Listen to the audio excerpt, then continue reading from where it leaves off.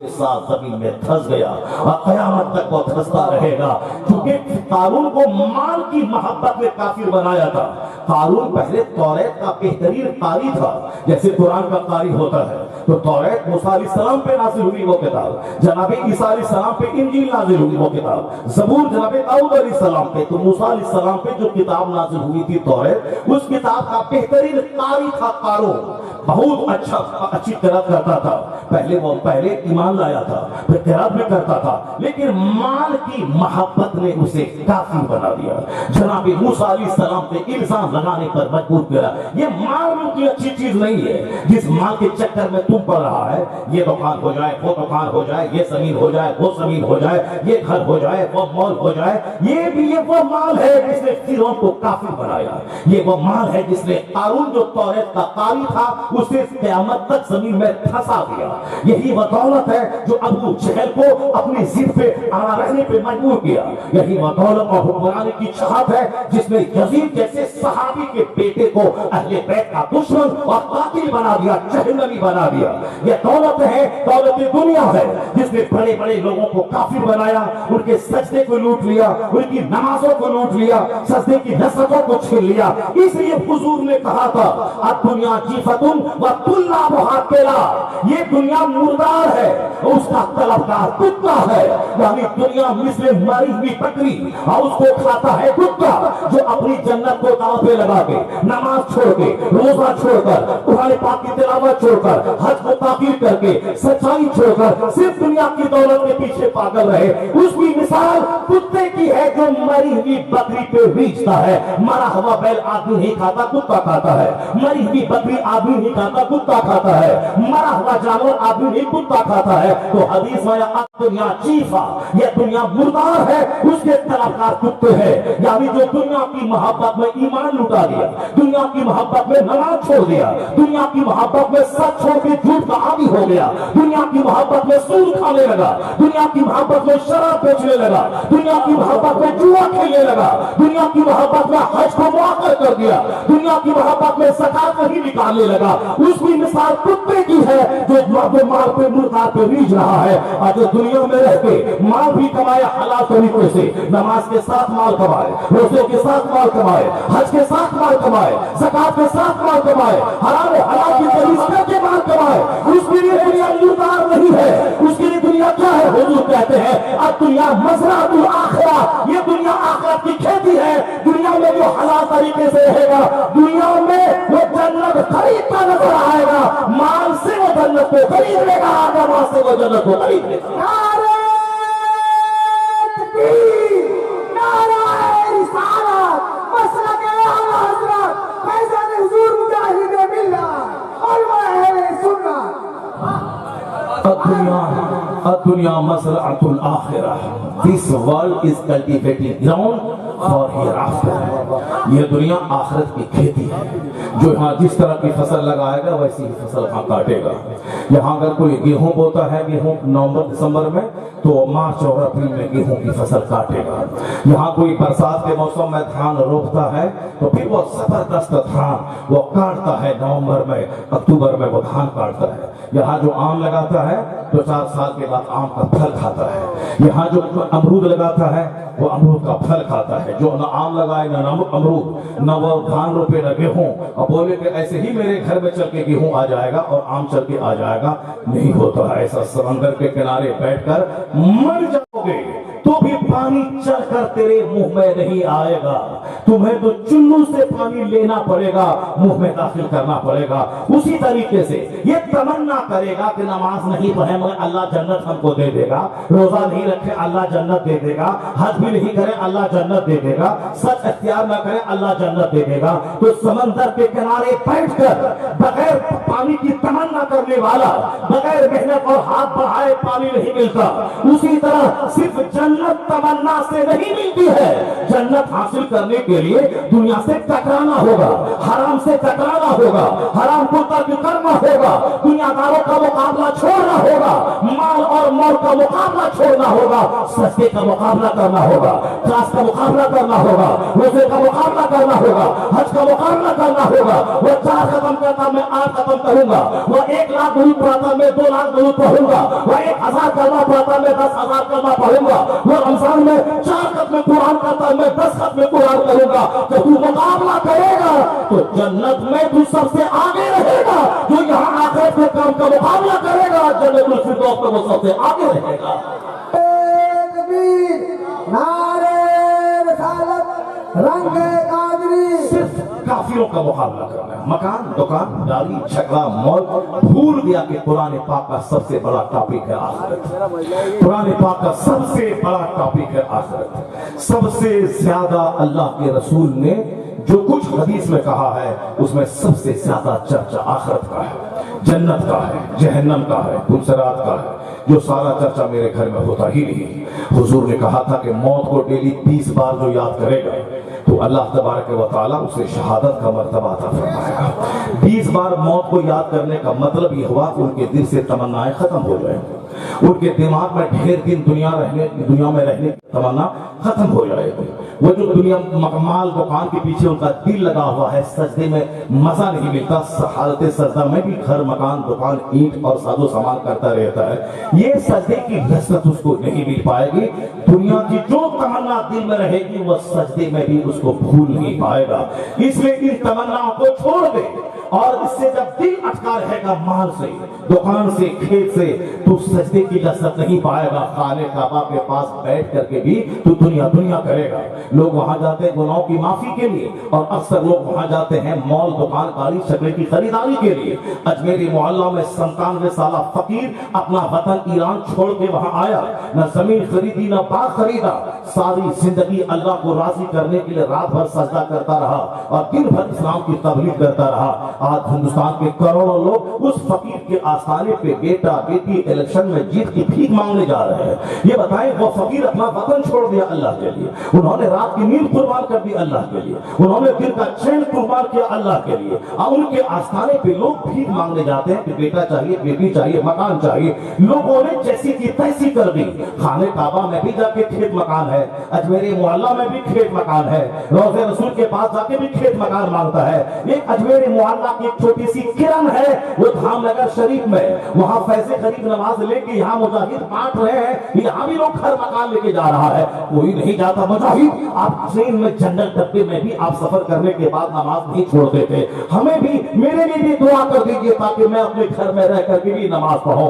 4 वक्त की नमाज तो लोग पढ़ते हैं, फजर नहीं पढ़ पाते हैं। लोग जो 3 बजे सोएंगे और फजर की नमाज कैसे पढ़ेंगे? साल में एक बार नमाज कज़ा होगा अलग बात है, यहाँ तो साल में एक बार फजर पढ़ने को मौका मिलता है। यहाँ तो कंटिन्यू रोजाना फजर की नमाज कज़ा हो रही है। मुजाहिद आप तो ट्रेन में नमाज नहीं छोड़ा, सफर में अब नमाज तक नहीं किया, मुसीबतों में नमाज नहीं छोड़ा, आप कड़ाके की सर्दी में नमाज तक नहीं किया, जबरदस्त गर्मी में भी नमाज तक नहीं किया। आप ट्रेन के जनरल डब्बे से बाहर निकल के नमाज पढ़ के फिर ट्रेन में घुस जाते थे। आप जेल के अंदर नमाज पढ़े, जेल के बाहर नमाज पढ़े, हज के सफर में नमाज पढ़े, हरम तैयबा में नमाज पढ़ा, आपने एक वक्त की नमाज कज़ा नहीं की। इसमें एक वजह ही आप मेरे लिए दुआ कर दो कि मैं पक्का नमाजी बन जाऊं। नहीं मिले करोड़ों का मॉल, नहीं मिले करोड़ों बीघा जमीन, नहीं मिले करोड़ों का बैंक बैलेंस, मैं नमाजी बन जाऊं तो मुस्तफा ने कहा है फजर की 2 रकात नमाज दुनिया और दुनिया की सारी बादशाही से बेहतर है, दुनिया के सारे खजाने से बेहतर है। फजर की 2 रकात नमाज दुनिया और दुनिया में जितनी चीजें हैं सबसे बेहतर है। अगर तू ये भीख मांगता, मुजाहिद का चेहरा कब्र में खिल जाता, उसका सीना कुशादा हो जाता कि मेरा मांगने वाला ये नमाजों की पाबंदी की भीख मांग रहा है।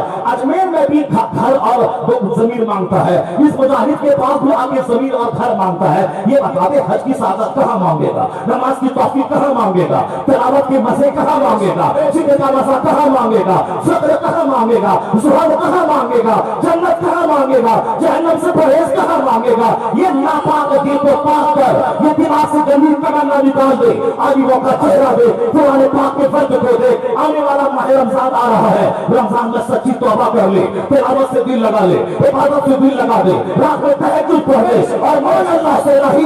मकान तो तबाह होने वाला है, ज़मीनें तो छूटने वाली है, 50 खरब रुपए है फिर भी छोड़ के जा जाना है। ए अल्लाह, अपने मुजाहिद के सर के मेरे सीने से माँ की मोहब्बत निकाल दे। अगर तू रो के दुआ करेगा, अल्लाह तुझे बुजुर्गों की तरह अता करेगा। यहाँ रह के भी तेरा चेहरा जन्नत के जैसा चमकने लगेगा। नारे तकबीर, नारे रिसालत, साईं साहेब खिलाफत। तू पॉलिटिक्स लेके बैठा है कि इस्लाम का क्या होगा, सीएए का क्या होगा, एनआरसी का क्या होगा, हिंदुस्तान का क्या होगा, हिंदुस्तान में क्या होगा। कुछ नहीं होगा। 4 कलमा पढ़ने वाला था, बोला मिटा देंगे 4 करोड़ कलमा पढ़ लिया, बोला मिटा देंगे 100 करोड़ लोगों ने कलमा पढ़ा। अभी 100 साल पहले बोला था काफिर, इनसे ज्यादा मजबूत था, वह लोग ताकतवर था, पढ़ा लिखा था, बोला मिटा देंगे। मगर उनके नाचने कूदने से क्या हुआ? अभी 200 करोड़ पूरी दुनिया में मुसलमान मौजूद है। उनके नाम के साथ से मोहम्मद जुड़ा है। ये मोहम्मद अहमद है, ये मोहम्मद समर है, ये मोहम्मद कमर है, ये मोहम्मद शहरयार है, ये मोहम्मद तंजीम है। या 200 करोड़ लोग मोहम्मदी गुलाम है, मोहम्मदी फौज है। इसका मतलब यह निकला कि दुश्मनी बढ़ती जाती है, मुस्तफा के गुलामों की तादाद में इजाफा होता चला जाता है। नूरे खुदा कुफ्र की हरकत पे खंदाजर ठोकों से चराग उठाया। इस्लाम के बारे में जरा चिंता मत करो तुम। इस्लाम के बारे में कल मर जाओगे तो कब्र में तेरा क्या होगा उसके बारे में चिंता करो। कल कब्र में आपके साथ क्या होगा, क़यामत के दिन पुरसरात पे तेरा क्या होगा। नेकी बदी तौली जाएगी, नेकी है 1 लाख, बदी है 50 करोड़, उसका क्या होगा। दिन में 1 बार सच बोला, 99 बार झूठ बोला, उसका क्या होगा। एक दिन हलाल खाया और 29 दिन हराम ही खाता रहा, उसका क्या होगा।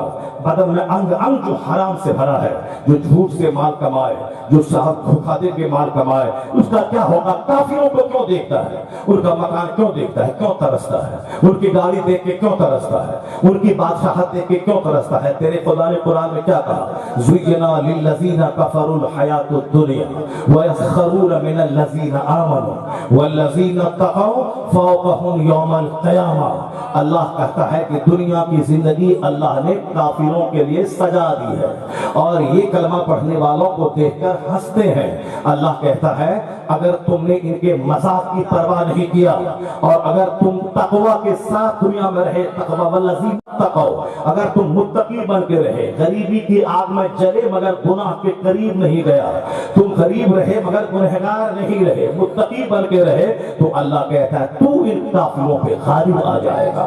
इज्जत तुझको मिलेगी, ताज तुझको मिलेगा, सोने चांदी का कंगन तुझको पहना के सोने के तख्त पे बैठा के तेरी निगाहों के सामने दुनिया के जितने बड़े मुशरिकीन कुफ्फार थे वह सब आग की जंजीर में घसीटते हुए जब जहन्नम में डाले जाएंगे, तब तुझको पता चलेगा इलाही तेरा करा हुआ एहसान कि तूने दुनिया नहीं दी, आखिरत की रुसवाई से तूने बचा लिया, तूने जहन्नम की आग से बचा लिया। उस वक्त पता चलेगा कि कलमा का महत्व क्या है, वहां पता चलेगा मोमिन बनने का मजा क्या है, वहां पता चलेगा कि तेरी गुर्बत का जो लोग मजाक उड़ाते थे उस गुर्बत का इनाम क्या मिल रहा है। यहाँ तू गाली सुन ले, यहाँ तू सह ले, गुर्बत की आग में जल जा, वो गरीब गुर्बत को बर्दाश्त कर ले, यहाँ जिल्लत को सह ले, यहाँ गरीबी को सह ले, किराए के मकान पे सब्र कर, छोटी सी दुकान पे सब्र कर ले, छोटी सी दुकान पे सब्र कर ले। हदीस में आया है कि तुम मुख्तसर रोजी पे राजी हो जा, अल्लाह मुख्तसर अमल पे कल राजी हो जाएगा।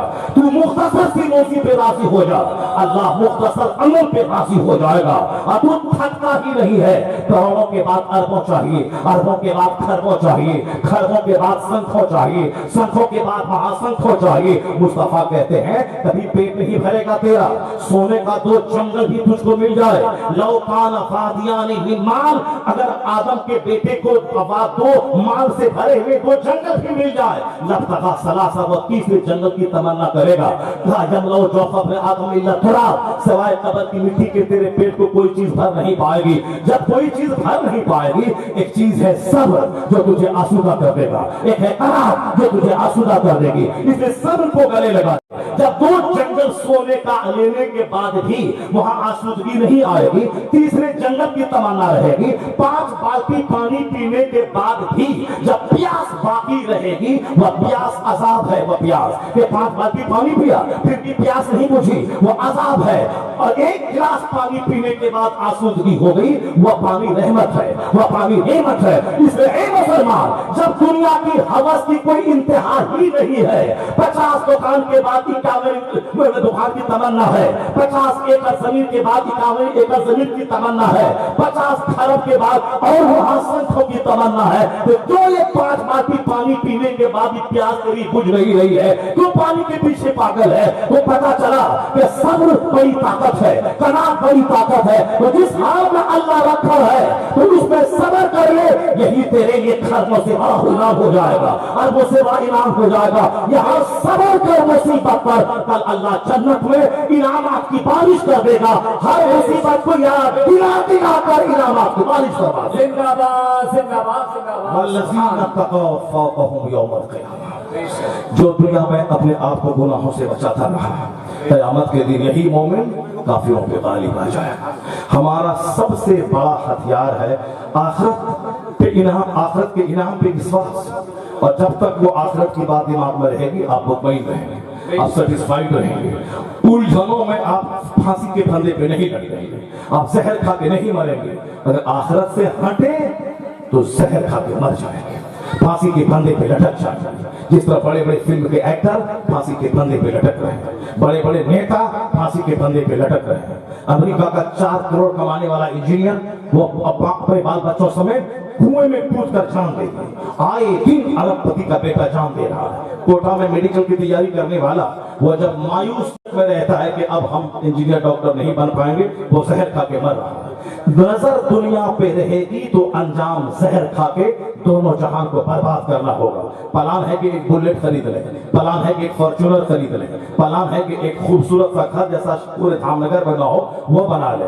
आप उसके लिए आमदनी चाहिए, चोरी डकैती करके कहां से लाए 5 करोड़ रुपया के फॉर्च्यूनर भी खरीद ले, अब 15 लाख की बुलेट भी खरीद ले, और साहब 5 करोड़ का घर भी बना ले, ताकि पूरे शहर में सबसे ज्यादा कीमती घर मेरा हो, कीमती गाड़ी मेरे पास हो। तमन्ना तो है मगर पैसा नहीं है। इससे कर्जा लिया 10 लाख, उससे कर्जा लिया 10 लाख, साहब एक जमीन प्लॉट बेचा उसमें 20 लाख, उससे लिया, इसकी टोपी उसको पहनाया, उसकी टोपी उसको पहनाया, चेहरा सूखा रहा।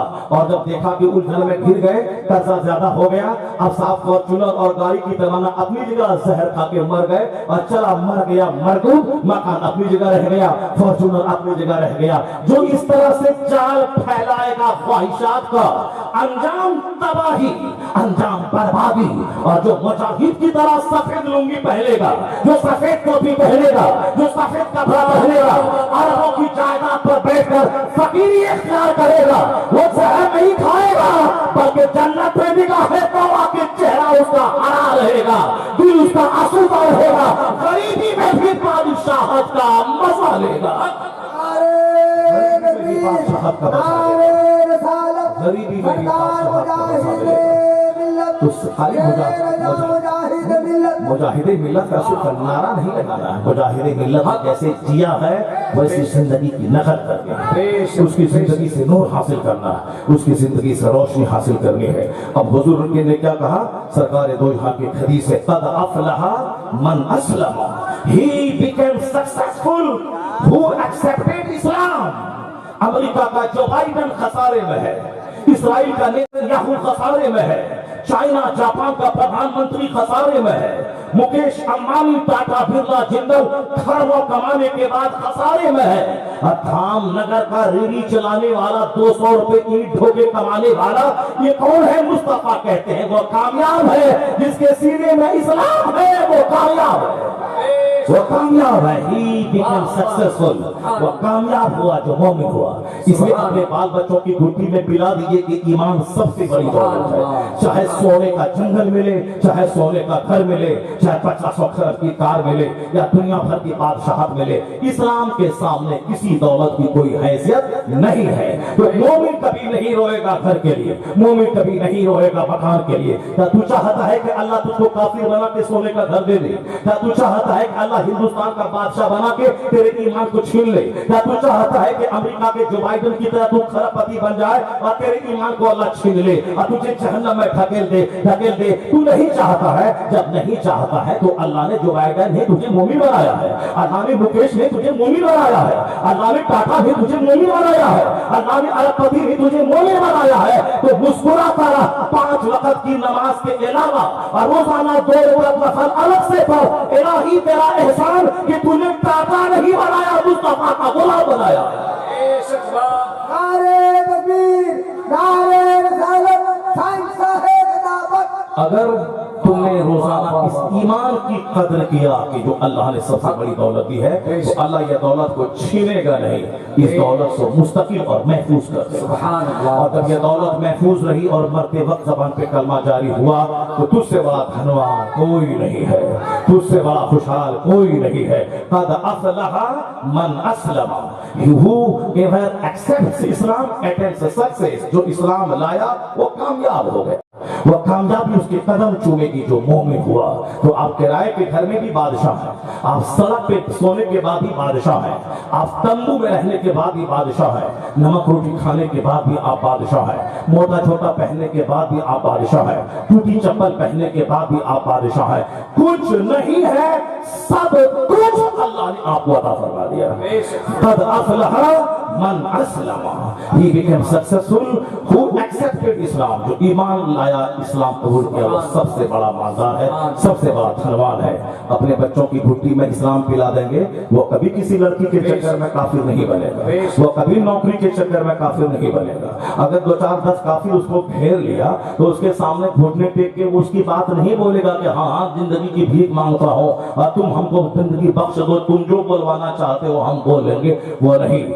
हैदर अली ने अपने बेटे टीपू की भुट्टी में इस्लाम पिलाया था, और जब अंग्रेजों ने कब्जा उसकी सल्तनत पे किया और बोला तुझको टच नहीं करेंगे, अपने बाल बच्चों समेत आराम से खाओ पियो, सल्तनत हम करेंगे, तुम आराम से खाता पीता रहेगा, सिर्फ सल्तनत मेरी रहेगी। टीपू बोला गीदड़ की 100 साल की जिंदगी गुजारने से बेहतर है शेर की एक दिन की जिंदगी। इसलिए मैं अपनी सल्तनत में मैं तेरा चमचा बन के तेरे रहमो करम पे जिंदा रहूं और मैं अपनी जान बचा लूं, मेरे बाल बच्चों को छोड़ दे, मैं बच के रहूं। कितने दिन तक बचूंगा? 10 साल, 20 साल, 50 साल, उसके बाद तो मरना ही है। तो गीदड़ की जिंदगी से बेहतर है कि शेर की एक दिन की जिंदगी जियो।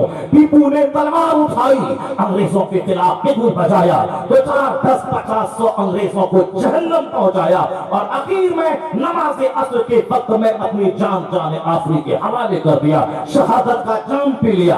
आज गद्दार सादिक जिंदा नहीं है, आज अंग्रेजों का कमांडर जिंदा नहीं है। जिस मुसलमान ने गद्दारी की, अंग्रेजों से साजबाज करके टीपू की सल्तनत पे कब्जा दिलवाया, वो गद्दार जिंदा नहीं है। जिंदा है कौन? जो शहीद हुआ, वो टीपू जिंदा है। आज टीपू जिंदा है, टीपू का कारनामा जिंदा है।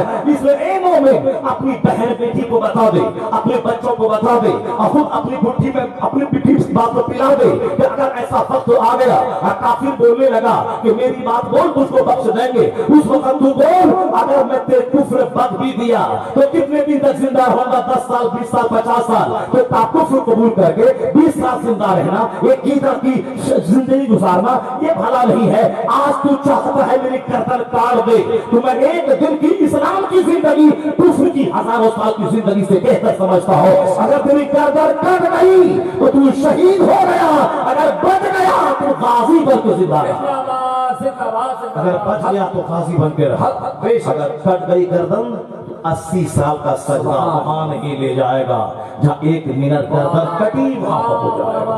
इसलिए आज जब हालात ऐसे पैदा हो ही गए हैं तो अपना दीन ईमान बचाने की फिक्र करो।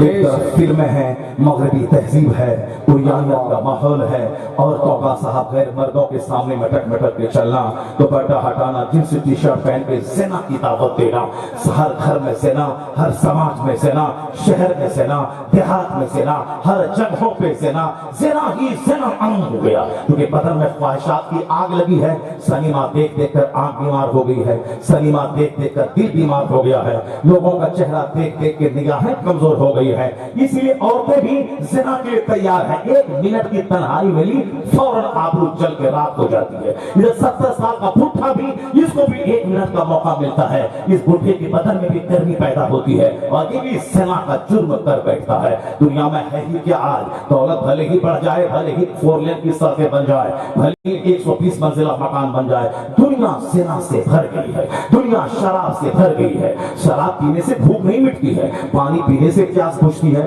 रोटी खाने से भूख मिटती है, मगर जब दिमाग गंदा हो जाए और दिल अंधा हो जाए, पूछे खबीसों मर्दूदों शराबियों से कि शराब पीने से तेरी भूख मिट जाएगी, शराब पीने से तेरी प्यास बुझ जाएगी। उसको भी मालूम है कि शराब से भूख प्यास मिटती नहीं है, रोटी तो खाना पड़ेगा, पानी तो पीना पड़ेगा, मगर पानी के लिए उतना लालायित वो नहीं है जितना शराब के लिए बेचैन है। शराब के लिए भीख मांगता है, शराब के लिए बीवी को दूसरों के हवाले कर देता है, शराब के चलते बच्चे को कत्ल कर देता है, शराब के चलते अपना कीमती घर बेच देता है। शराब चाहिए, शराब के नशे ने इसे तबाह बर्बाद किया। हुजूर ने 1400 साल पहले कहा था, जब क़यामत करीब आएगी, युशरबुल खमर, शराब खूब पी जाएगी, यज़हरु ज़िना, ज़िना ज़ाहिर हो जाएगा। 8 साल की लड़की ज़िना कर रही है और 50 साल की औरत ज़िना कर रही है। ये होटलों में लोग अपनी बाइक पे औरतों को बिठा के होटल में ले जाके ज़िना करवा रहे हैं और वो ज़िना करवा के पैसा ले रही है, और जो उनको ढोके मोटरसाइकिल पे ले जा रहा है वो खबीस मर्दूद भी उस ज़िना के काम में सपोर्ट करने के बाद 2 पैसे उससे कमा रहा है,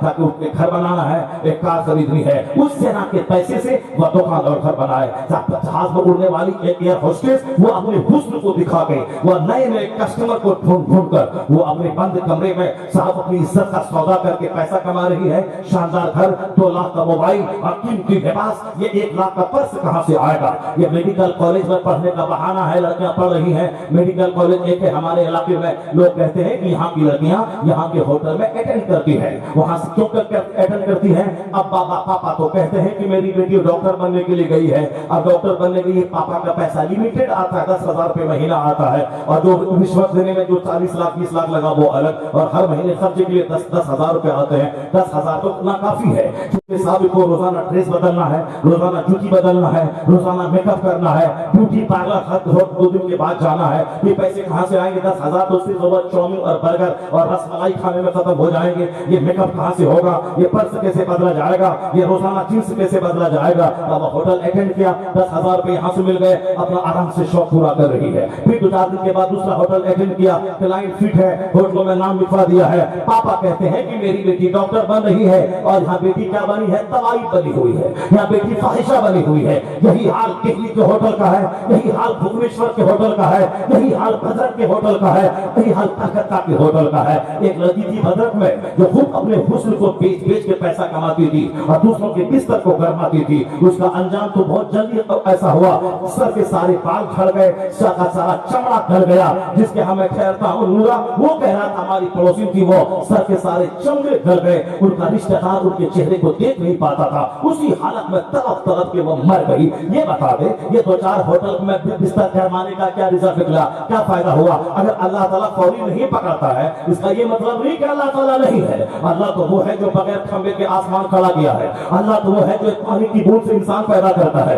अल्लाह तो वो है जो समंदर के पानी को 10 फीट ऊंचा करके सुनामी ला के सारे शहरों को उजाड़ देता है। अल्लाह तो वो है जमीन को 1 मिनट का जलजला भेजकर पूरे शहर को जमीन में कब्ज कर देता है। तो अल्लाह ताला फौरी नहीं पकड़ता। जब बंदा ढेर हो जाता है, गुनाहों पे दिलेर हो जाता है, तब अल्लाह ताला बंदों को जलील करने के लिए सुनामी भेजता है, जलजला भेजता है, अज़ाब आम भेजता है, कोरोना भेजता है, तबाही और बर्बादी का तबाही और बर्बादी लाने वाला तूफान भेजता है। जरा गौर से सुनो, ए मोमिन, तू कहता है अल्लाह कहाँ है, रसूलुल्लाह कहाँ है? मुसलमान तबाह हो रहे हैं, मारे जा रहे हैं, पीटे जा रहे हैं, अल्लाह कहाँ है? अल्लाह तेरी शहरत से ज्यादा करीब है, मगर ये बता दे कि तू कहाँ है? तू कहाँ है? तेरा चेहरा कहाँ है? तेरा लिबास कहाँ है? तेरे बच्चे कहाँ है? तेरा घर कहाँ है? तेरी शादी ब्याह कहाँ है? तेरा पिता खतरा कहाँ है? तू सारा काम काफिरों की नकल में कर रहा है और कहता है अल्लाह रहमत नाज़िल कर दे। नहीं होता है ऐसा। जो काम अल्लाह के महबूब मुस्तफा की नकल में होता है, नमाज नकल में, रोजा नकल में, हज ज़कात नकल में, लिबास नकल में, शादी ब्याह नकल में, अकीदा खतना नकल में, मकाम की तामीर नकल में, बाल बच्चों की तरबियत नकल में, जो गुलामी मुस्तफा बनकर मुस्तफा की नकल करता है, अल्लाह हुकूमत यहाँ देता है, सल्तनत यहाँ देता है, इज्जत यहाँ देता है, हरियाली यहाँ देता है, और मरे तो मुस्तफा के पोस में जन्नत वहाँ देता है। जिंदाबाद जिंदाबाद। काम सारा काफिरों जैसा। अब बोलते हो अल्लाह कहाँ है, सुनो आखिरी बात गौर से सुन ले। कुरान शरीफ में हर दर्द की दवा है, हर प्रॉब्लम का हल है। कुरान में आया है ए हबीब आप लोगों को कहानी सुनाइए। वो कहानी कौन सी सुनाने को हुक्म दिया है अल्लाह ने?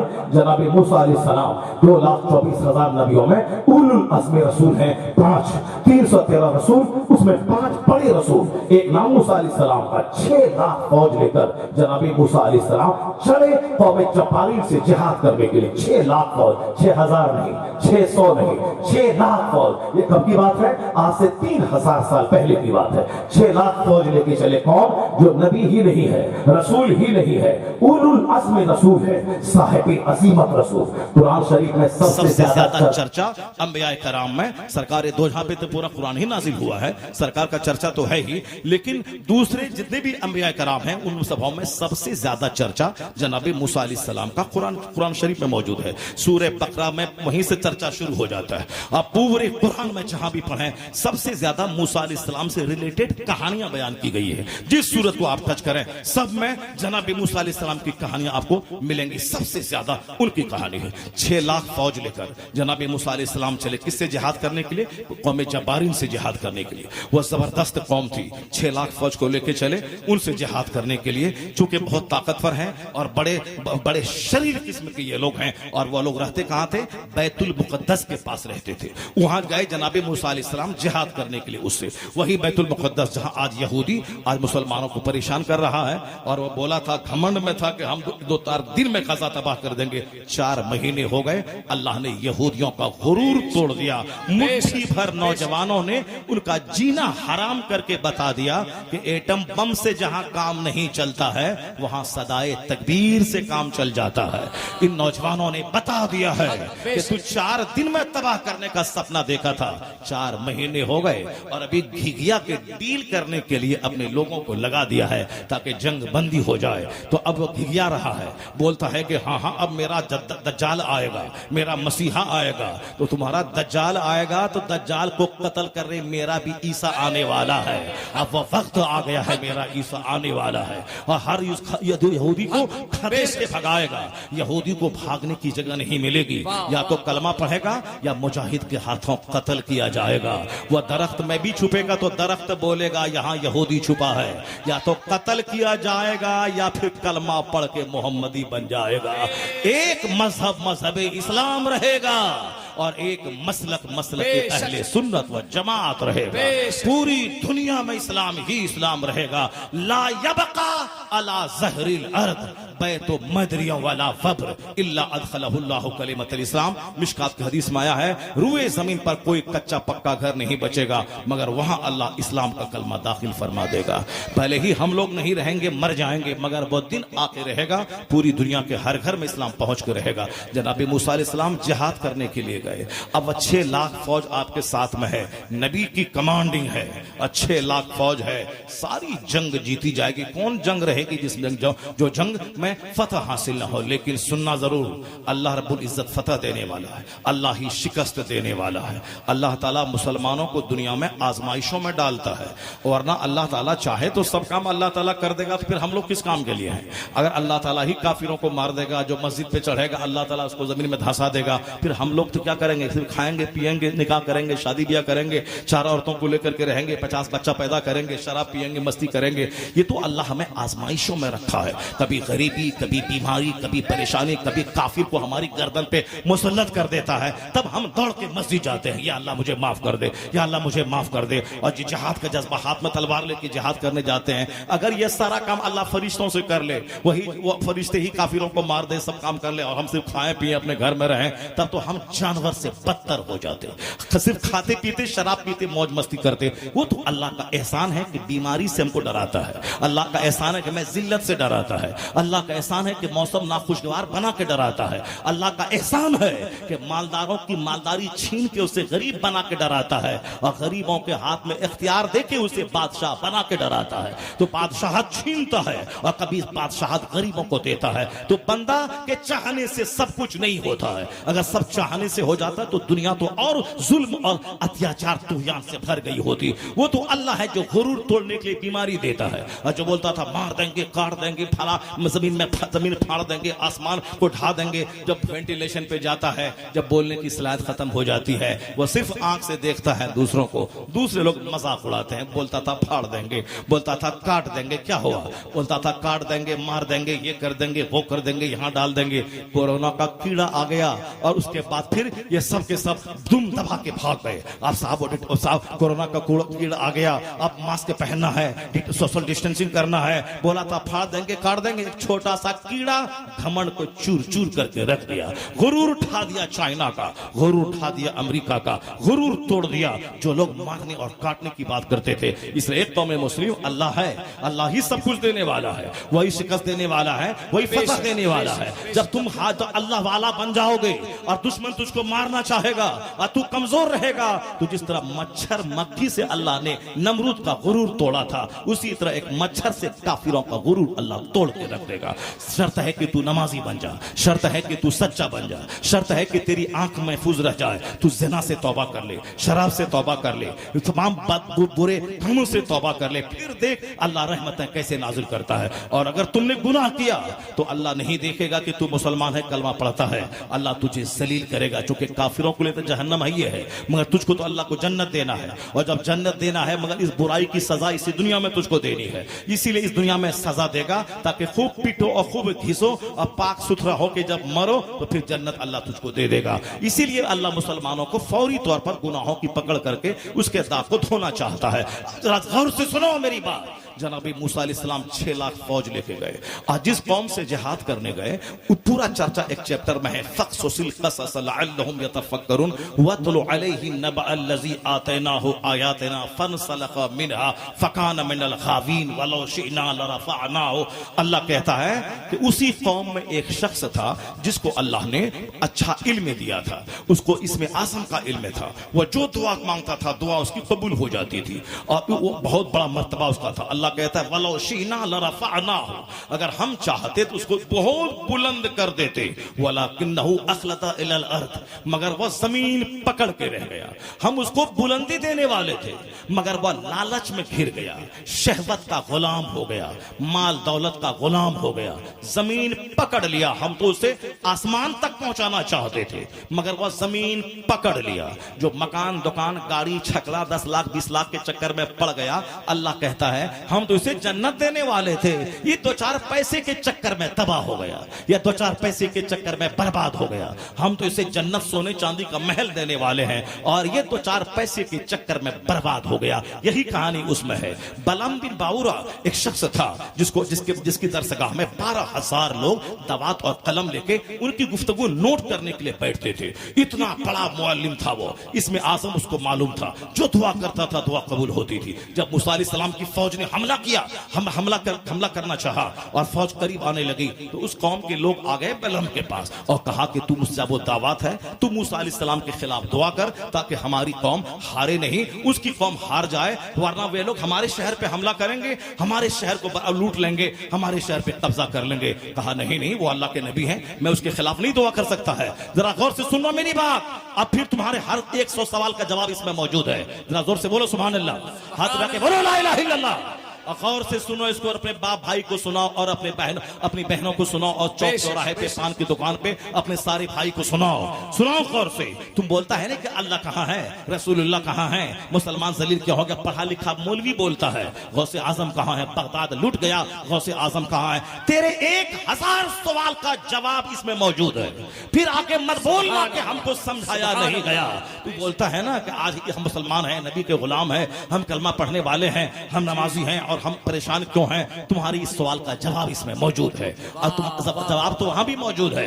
फजर के टाइम में धामनगर शरीफ में अगर 25 मस्जिद है तो 25 मस्जिद के अंदर झांक के देखना, आबादी है मोहल्ले की 1000 और नमाजी है 5 आदमी, ये 95 आदमी घर में सोए हुए हैं। और कहता है अल्लाह कहाँ है, अल्लाह कहाँ है। अरे तू कहाँ है, तू कहां है? ये गरीबान में झांक के देख के तू कहां है? अगर 100% नमाजी मस्जिद में हो जाए तो जो काम बम से नहीं होगा वो नमाजी की दुआ से हो जाएगा, वो नमाजी के सजदे से हो जाएगा।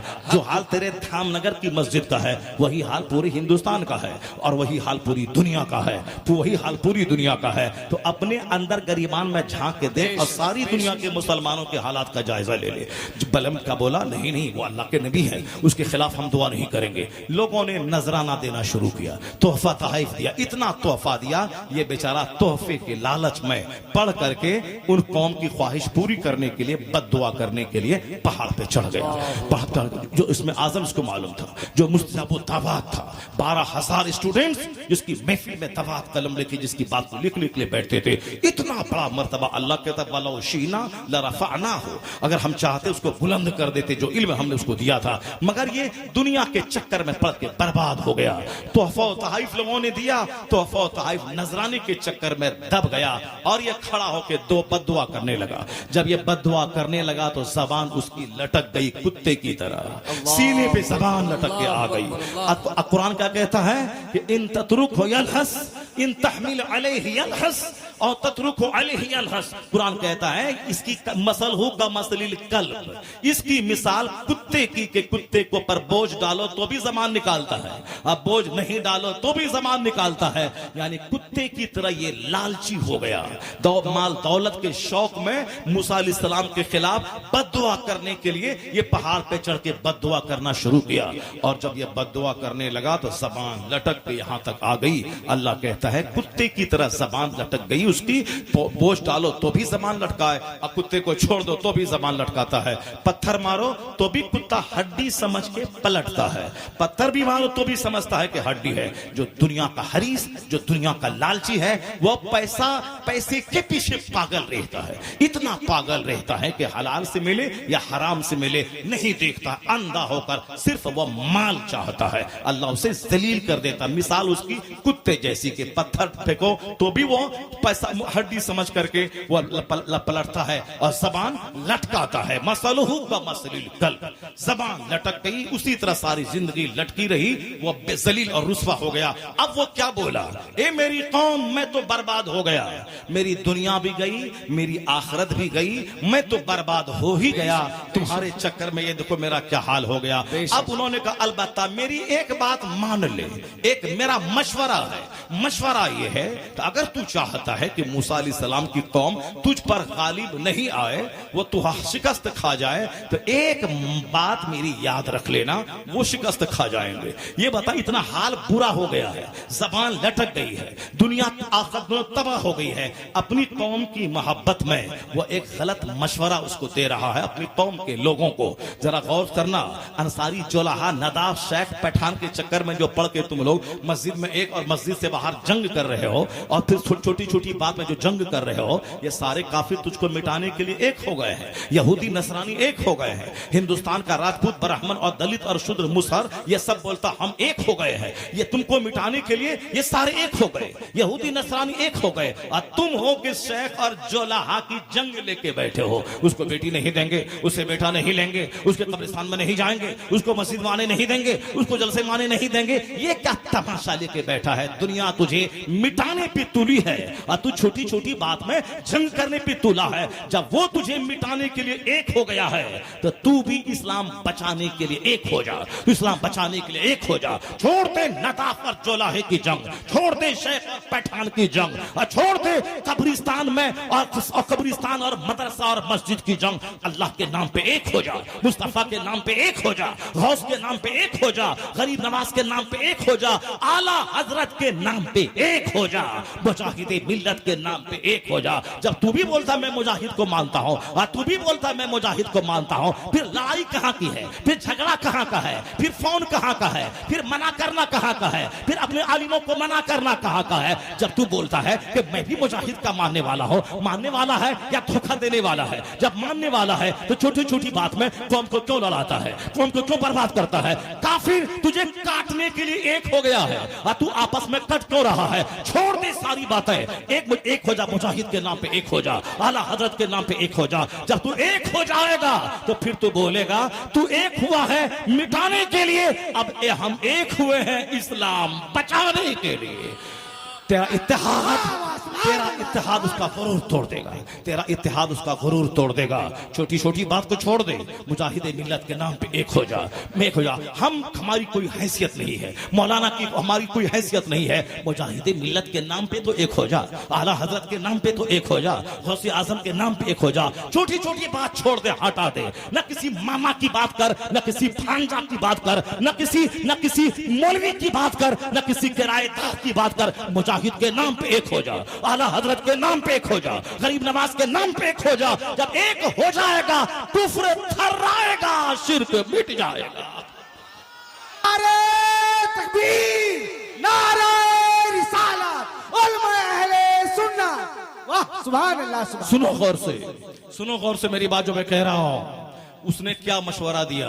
उस शख्स ने मशवरा दिया कि अगर तू शिकस्त चाहता है कि मूसा अलैहिस्सलाम की कौम को शिकस्त मिल जाए, सिर्फ एक काम करना, सिर्फ एक काम करना। सबकी तवज्जो है मेरी तरफ, सब सुन रहे मेरी बात? तो क्या कहा उस शख्स जो दुनिया तबाह बर्बाद हो गया, जिसको इसमें आजम मालूम था, जो दुआ करता था दुआ कबूल होती थी, मगर दुनिया के माल ने उसको बर्बाद कर दिया। अब वो मूसा अलैहिस्सलाम के खिलाफ दुआ करने लगा, जबान कुत्ते की तरह लटक गई, वो तो बर्बाद हो ही गया, दुनिया और आखिरत दोनों तबाह हो गई। लेकिन वो मशवरा क्या देता है? अगर तू चाहता है कि उसकी फौज तुझ पर कब्जा न करे, एक काम करना, जब मूसा अलैहिस्सलाम की 6 लाख फौज तेरे शहर में घुस जाए, तू अपने खूबसूरत लड़कियों को बनाकर, सजाकर, संवार कर उनकी फौज में दाखिल कर देना।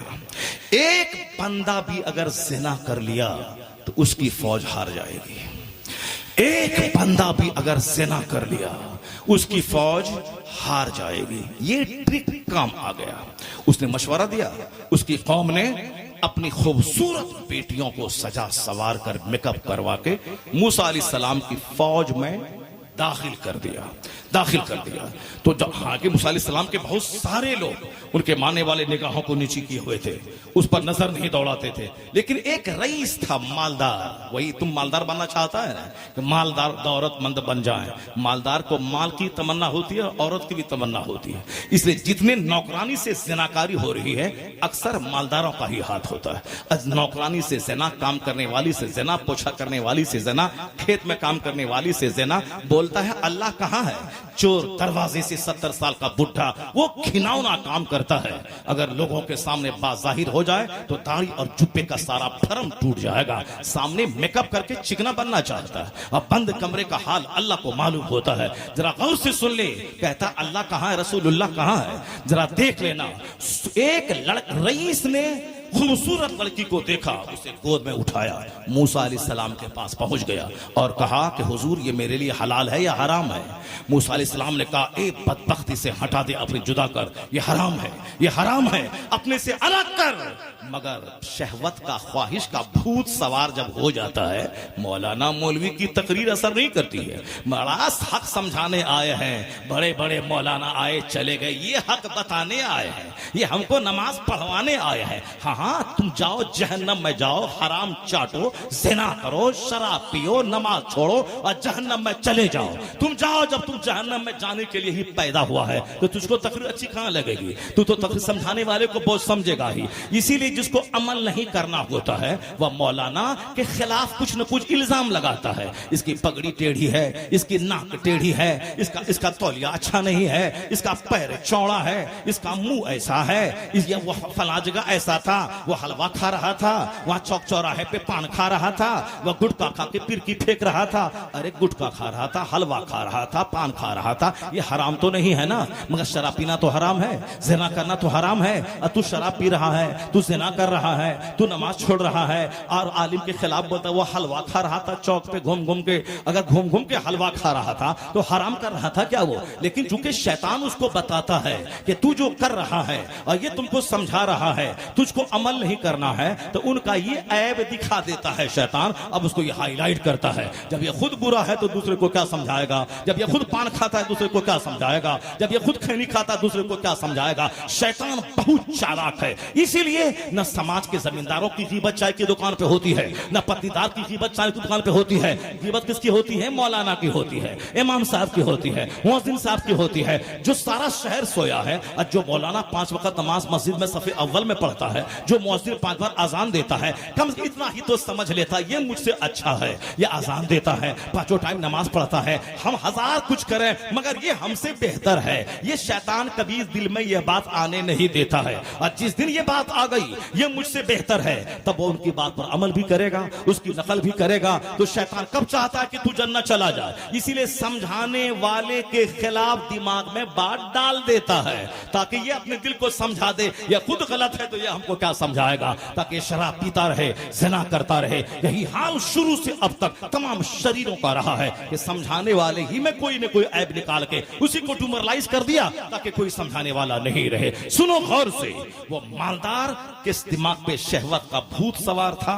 अब वो नबी, अल्लाह समद नबी, रसूल, उलुल अज़्म रसूल, बड़े रसूल 5 हैं। मूसा अलैहिस्सलाम, ईसा अलैहिस्सलाम, नूह अलैहिस्सलाम, इब्राहीम अलैहिस्सलाम और हमारे पैगंबर आखिर ज़मान सल्लल्लाहु तआला अलैहि वसल्लम। ये 5 जबरदस्त बड़े साहिब अजीमत रसूल हैं। उसी में से एक मूसा अलैहिस्सलाम है, सिर्फ नबी नहीं, सिर्फ रसूल नहीं, उलुल अज़्म, बड़े मर्तबा वाले रसूल। अब क्या कह रहा है वो? उन्होंने समझाया कि ये हराम है, ये हराम है, इसको अपने से जुदा कर। मगर चूंकि दिमाग में वो औरत बैठ चुकी थी, नशा छा चुका था, चाहे जहन्नम ही क्यों न जाए। उसी तरह आजकल नौजवान लड़के रमजान के दिनों में नई नई शादी किसी की होती है तो वो अपनी बीवी के पास दिन में रहता है, जबकि वो रोजे से रहता है, लेकिन दिमाग में कुछ शैतान तो कैद हो जाता है, लेकिन इसके नफ्स ने भूचाल मारा, अब पांव दबाती रही। उसी में उसको जो जुनून आया। अब जुनून जब चढ़ता है तो फौरन कमरे से भाग जाए, फौरन वहां से भाग जाए, वजू करके कुरान पाक पढ़ने लगे। नहीं, जहां जुनून चढ़ा वो सोच समझता कि 1 रोजा के बदले 60 रोजा रख लेंगे, सब कुछ कर लेंगे, अल्लाह माफ कर देगा। उस वक्त वह सोहबत कर लेता है। जब सोहबत से फारिग होता है तब वह रोने लगता, हाय क्या कर दिया हमने।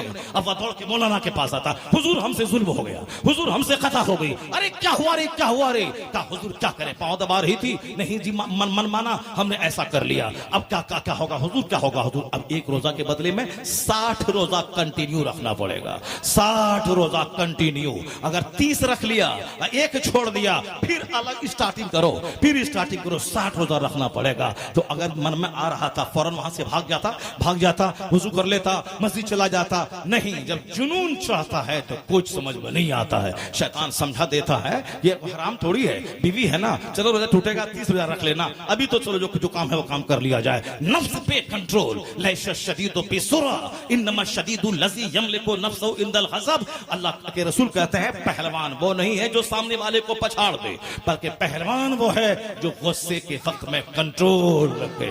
पहलवान वो है जो अपने नफ्स पर काबू रखे, नफ्स पे काबू रखे। क्योंकि आज बर्गर चाउमीन सब खा करके नफ्स तो बेलगाम हो गया है। इसीलिए अपनी बीवी खूबसूरत घर में है, हूर जैसी, वो अच्छी नहीं लगती, और दूसरों की कोई चोड़ेल भूतनी को देखा उसी को दिल दे दिया, उसी के पीछे पागल है। बाल बच्चा भूखा है और सारा सामान उसी के घर में पहुंचा रहा है, क्योंकि उस चोड़ेल और भूतनी को शैतान ने खूबसूरत बना के पेश किया है। यही है, हलाल अच्छा नहीं लगता, हराम अच्छा लगता है। हलाल का सूखी रोटी हराम के बिरयानी से बेहतर है।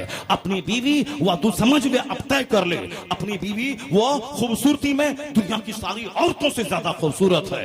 अपनी बीवी से मोहब्बत कर, उनसे बातें कर, उनकी बदजबानी पे सब्र कर, और उनसे दिल लगा, उनसे मोहब्बत की बात कर, उनको इज्जत दे, सम्मान दे, उनको खूबसूरत बना के रख, उसको मेकअप का सामान दे, उसको अच्छे कपड़े दे, उसको सजा सवर कर रहने के लिए उसको बोल। अपना सारा पैसा उस पर खर्चा करता कि तू ज़िना से बच जाएगा, तेरी आंख बहकने से बच जाएगी। वरना अगर बीवी को तुमने मार पीट किया, वो बेचारी नर्वस हो गई, तो फिर दूसरों की तरफ दिल दरा जाएगा, तो ज़िनाकार हो जाएगा, दीन ईमान सब तबाह हो जाएगा। जनाबे मूसा अलैहिस्सलाम ने कहा खबरदार उसे अलग कर अपने से, मगर नहीं माना नबी की बात। वो अपने खेमे में ले गया, उस लड़की के साथ ज़िना कर लिया, सोहबत में मुलविस हो गया। इधर ज़िना करना था, उधर अल्लाह का अजाब टूट पड़ा। इतना अजाब फौरी नाजिल हुआ, प्लेग की बीमारी, ताउन का मर्ज आ गया। 1 घंटे के अंदर अंदर 70,000 लोग प्लेग की बीमारी में मुलविस होकर मर गए। 1 घंटे के अंदर। कौन? मूसा अलैहिस्सलाम की फौज का ही वो आदमी ज़िना किया था। मूसा अलैहिस्सलाम के मना करने के बाद भी अल्लाह का अजाब टूट पड़ा। 1 घंटे के अंदर अंदर 70,000 लोग प्लेग की बीमारी में मर गए। जब मूसा अलैहिस्सलाम के मुशीर को मालूम हुआ, वो आया, कहा क्या मामला है? कहा इसने ज़िना किया है। उन दोनों को संसार किया, मार दिया, उन दोनों को कत्ल किया। तब ये अजाब थमा तो आता उनका, लेकिन अजाब थमने से पहले पहले 70,000 लोग मर चुके थे। जनाबे मूसा अलैहिस्सलाम नाराज होकर मैदान से निकल गए। सारी फौज चली गई, भाग गई, शिकस्त हुई। एक आदमी ने ज़िना किया था, 6 लाख फौज हार गई। एक आदमी ने ज़िना किया था, एक कौम मुस्लिम, एक ने ज़िना किया था, 70,000 मर गए प्लेग में। बाकी जो बचे सब मैदान से भाग गए। जनाबी मूसा अलैहिस्सलाम नाराज होकर मैदान से चले गए, फरिश्ते नाराज होकर चले गए। हमारी फतह का सारा राज फरिश्तों की मौजूदगी है। मैदान बद्र में 12,000 फरिश्ते आसमान से जमीन पे उतर गए थे। 313 को फतह मिली थी। जिस घर में तिलावत इबादत हो, फरिश्ता रहता है, फरिश्तों की वजह से बरकतें नाजिल होती है। हमारी सारी मदद का राज फरिश्ता है। लेकिन ज़िना हुआ, फरिश्ते चले गए, नबी नाराज होकर चले गए, 6 लाख फौज हार गई। एक ने ज़िना किया था। वो बोलता अल्लाह कहाँ है, रसूलुल्लाह कहाँ है? मौलाना का कसूर है, इसीलिए कौम परेशान है। नमाजी नेता का कसूर है, कौम परेशान है। ओवैसी का कसूर है, कौम परेशान है। मौलाना का कसूर है, कौम परेशान है। एक ने ज़िना किया, 6 लाख फौज हार गई। उस फौज का कमांडर उलुल अज़्म रसूल था। एक ने ज़िना किया, कौम हार गई। अब तेरा आंख बंद करके देख ले, हर घर में ज़िना, हर समाज में ज़िना। क्या उड़ीसा, क्या बिहार, क्या बंगाल, क्या झारखंड, क्या हिंदुस्तान, क्या पाकिस्तान, क्या जॉर्डन, क्या मिस्र, क्या अमेरिका, क्या कतर, क्या बहरीन, हर घर में ज़िना, हर सोसाइटी में ज़िना, हर बिरादरी में ज़िना, अमीर में ज़िना, गरीब में ज़िना, शहर में ज़िना, देहात में ज़िना। ये बता दे, एक ज़िना किया 6 लाख फौज हार गई। या कदम कदम पे ज़िनाकार मौजूद है और तू बोलता है अल्लाह कहां है? अभी जो इज्जत बच रही है ये गनीमत शुमार कर कि हम तो तबाह बर्बाद हो गए होते, जमीन में धंस गए होते। क्योंकि शराबी भी यहां है, ज़िनाकार भी यहां है, सूदखोर भी यहां है। फिर भी इज्जत अगर बची हुई है, एहसान खुदा का, एहसान मुस्तफा का। बेशक हक जिंदाबाद जिंदाबाद जिंदाबाद। वाह वाह वाह वाह वाह वाह वाह वाह वाह, माशाअल्लाह, जिंदाबाद जिंदाबाद जिंदाबाद। सुभान। 1000 सवाल का जवाब तुम्हारे पास। अल्लाह 1000 सवाल का। नारा क्यों लगाता है? नारा मत लगाओ। हाँ, 1000 सवाल का जवाब इस कुरान पाक की आयत में। इतनी बुराइयों के बावजूद अगर शान सलामत है, बोली सलामत है, मस्जिद सलामत है, मदरसा सलामत है, हम लोगों की इज्जत सलामत है, तो एहसान मुस्तफ़ा का। बेशक बेशक एहसान, एहसान फजले इलाही है। अब जब फजले इलाही से इतने बुराइयों के बावजूद बचे हुए हैं, तो अब तौबा करके नेक बन जा, सुभान अल्लाह, बुराइयां छोड़ दे। सुभान आने वाला अल्लाह, सुभान माह रमजान इबादत का महीना बना दे। सुभान। 11 महीने खूब भाग दौड़ किया, पेट नहीं भरा, तो 1 महीने में क्या पेट भरेगा? माह रमजान में काम कम से कम कर दे, खूब इबादत कर। 1 लाख दुरूद, 1 लाख दुरूद, बेशक बेशक। वाह 1 लाख दुरूद पढ़ने को अपने लिए लाजिम करार दे दे। 1 लाख कलमा शरीफ पढ़ना है। कुरान पढ़ना नहीं आता, जो अच्छा पढ़ता है उससे सुनना है। तरावी की नमाज 5 दिन में नहीं, पूरे 30 दिन तरावी की नमाज होगी, और डेली 1-1 पारा, और पूरे 30 दिन तरावी की नमाज पढ़ी जाए। ऐसा नहीं कि 5 दिन पढ़ा फिर अपने भाग गए। नहीं नहीं, तौबा करो। अगर मर गए तो मोदी जी की गवर्नमेंट तो बनेगी 2-4 महीने के बाद, 2 महीने पहले ही तुम मर जाओगे। अपनी कब्र में अपने अंजाम को पहुंच जाओगे। जो होने वाला वो होगा, उस पर दिमाग नहीं लड़ाना है। सारी दुनिया का मालिक अल्लाह है। अल्लाह जिसे चाहता है हुकूमत देता है, और जिससे चाहता है छीन लेता है। बेशक। कुलिल्लाहुम्मा मालिकल मुल्क तूतिल मुल्क मन तशा। उसमें ज्यादा टेंशन नहीं लेना। सारा मुसलमान भी चाहोगे कि वो हार जाए और अल्लाह उसको नहीं हराएगा तो नहीं हरा पाओगे तुम। चाहे सब ओवैसी बन जाए बच्चा बच्चा, चाहे कुछ भी हो जाए, इसलिए ज्यादा टेंशन नहीं लेना है। अल्लाह रब्बुल इज्जत से अपना रिश्ता मजबूत कर लेना है और कहना जो खुदा का फैसला होगा वो अच्छा फैसला होगा। अपना काम, अपने बच्चों को खूब पढ़ाओ लिखाओ, इंजीनियर बनाओ, डॉक्टर बनाओ, प्रोफेसर बनाओ, डीएम बनाओ, एसपी बनाओ, मौलाना बनाओ, मुहद्दिस बनाओ, फकीह बनाओ। अपने बच्चों सिर्फ तालीम तालीम तालीम तालीम। अपना काम सिर्फ एजुकेशन है ताकि हमारे बच्चे डीएम बने, एसपी बने, मिनिस्टर बने। वो सिर्फ नेता नहीं बने, सिर्फ अब डीएम बने, एसपी बने, बैंक में जाएं, साहब रेलवे में जाएं, ब्लॉक में जाएं। नौकरी करने वाला 30 साल नौकरी करेगा। नेता तो आज इलेक्शन जीता है, 5 साल के लिए है, 5 साल के बाद हारेगा, फिर सड़क छाप हो जाएगा। मगर तू डीएम बन जाता कि 30-35 साल तेरा बेटा एक डिस्ट्रिक्ट का मालिक बन के रहे। सिर्फ तालीम, सिर्फ तालीम। जमीन बेच के, मकान बेच के बच्चों को पढ़ाओ। अगर अपना बेटा बोतवा है तो समाज का जो बच्चा ज़हीन है, इंटेलेक्चुअल है, उन बच्चों को पढ़ाओ। पूरे समाज में एक डीएम बन गया तो पूरे समाज की नाक बुलंद हो जाएगी, सबकी इज्जत रह जाएगी। एक फैसल टॉप किया कश्मीर का, हिंदुस्तान के 40 करोड़ मुसलमान का सीना फख्र से चौड़ा हो गया। तो दिमाग बड़ा रखो, दिल बड़ा रखो, सिर्फ तालीम तालीम तालीम। इबादत इबादत इबादत इबादत। तिजारत तिजारत तिजारत तिजारत। राजनीति नहीं करनी है, झोला नहीं ढोना है। एक वोट देना है, जो ईमानदार है बटन दबा दिया, वोट दे दिया, बाकी खेल खत्म। पढ़ाई, इबादत, तालीम, तिजारत। अल्लाह तबारक व तआला हम सबों को नेक बनने, गुनाहों की माफी का सामान करने, जन्नत की तैयारी करने की तौफीक अता फरमाए।